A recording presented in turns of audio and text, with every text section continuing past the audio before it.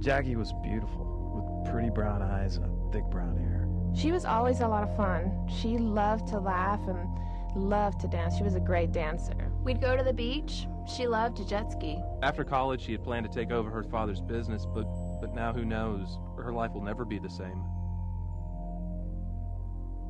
Everyone liked Reggie. He knew how to have a good time. Reggie was definitely a jock. He had lots of friends, played a whole bunch of sports. He hadn't had that new blue SUV for very long, and you could tell he was crazy about it. Reggie's not the kind of guy you would have expected to get into trouble and end up where he did.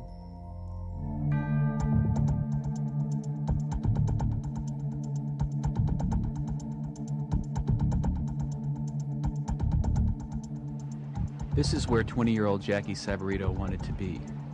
She left her family in Venezuela to come to the United States to learn to speak English. Reggie Steffi was a senior in high school. He played baseball and football. College was in his future. One of his prized possessions was the SUV he had customized. Early one Sunday morning in the fall of 1999, Jacqui's and Reggie's paths crossed. In a split second, their lives would be changed forever. Just a few hours earlier, Jacqui had been at a birthday party with some of her new friends. Reggie got together with friends and drank beer after work Saturday evening.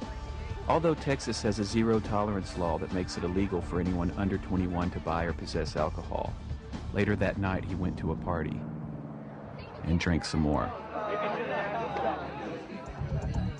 It was late when Jacqui and her friends left the birthday party. Neither she nor the driver had been drinking. Jacqui rode in the front seat. About the same time, Reggie was also driving home. He was drunk.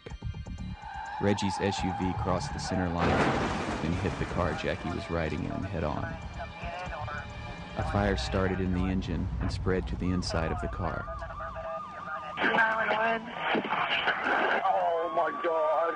What's the matter? I've got an emergency. I've got a car wreck. I believe it's on... Two of Jacqui's friends died instantly. Jacqui's legs were pinned under the dashboard. Trapped, Jacqui begged for help, but rescuers could not get her out. Engulfed in flames, she screamed for 45 seconds. Then there was silence. Other than a few bruises, Reggie didn't seem to be hurt. He was taken to a hospital. He was okay, except for one thing. A blood test showed he had been drinking. Police officers arrested him and took Reggie to jail.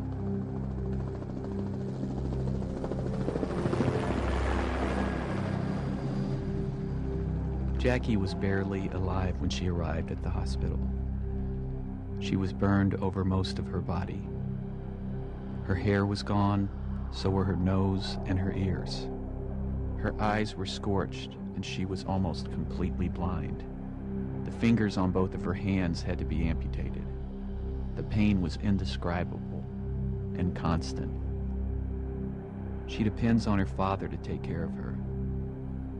Jacqui spent months in the hospital. She fights every day to recover. Since the crash, she has had 50 operations, and many more will be necessary. When she can, she goes to school to improve her English. Reggie Steffi was tried and convicted for causing the deaths of 2 people while he was driving drunk. He is now in the state penitentiary.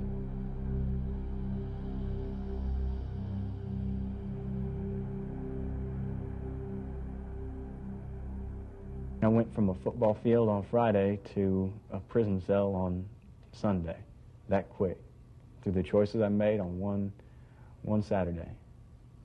And so it can happen. I had never been in any trouble before in my life. I had never gotten any DWIs or gotten in trouble with alcohol at all. But the one time that I made that horrible decision, and the one time that I got in trouble, one time, it was devastating. And the fact that drinking and driving isn't a joke, it's not something to play around with. It's real, and these are the consequences.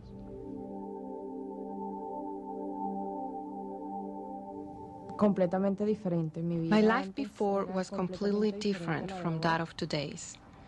I was independent, 100% independent. I attended college, drove my car, occasionally went to parties, danced flamenco.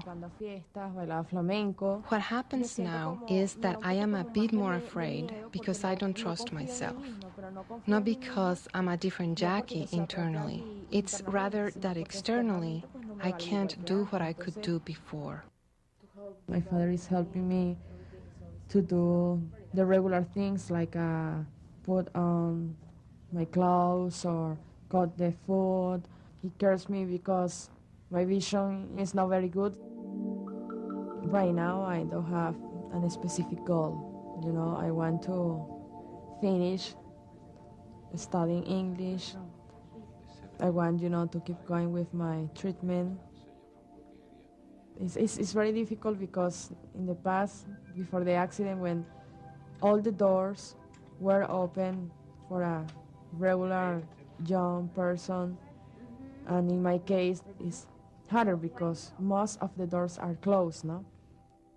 One doesn't know what's worse, if to die or be left in this condition. There are times that I wonder, why was I left like this? Why didn't I die? Why did I remain here? Knowing what's happened, knowing the damage that I've caused to so many people and so many families, it's something that I can't describe to anybody. The person that caused my accident